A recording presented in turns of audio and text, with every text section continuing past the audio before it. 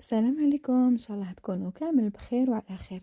السلطه الروسيه ولا لا ماسيدوان كما كاين بعض الناس يقولوا لها، لكن هذه في الحقيقه اسمها سلطه روسيه، سهله وخفيفه وفي وقفه وكامل نحبوها.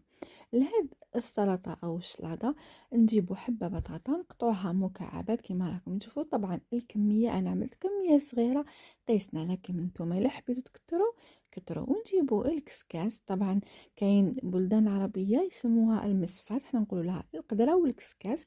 ونجيبوا حبه تاع الجزر اي الزروديه تاني كنحطوها مع البطاطا. ونجيبوا الجلبانه اللي هي الباسيلا.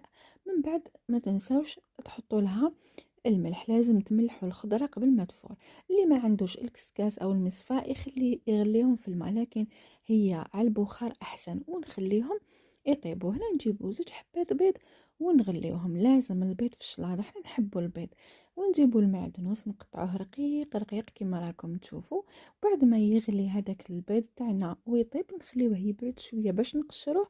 ونحيو الصفار على جنب، شويه فلفل الكحل وشويه ملح ولا مايونيز. طبعا التونه كان هي هذا البيض اسمه ميموزا.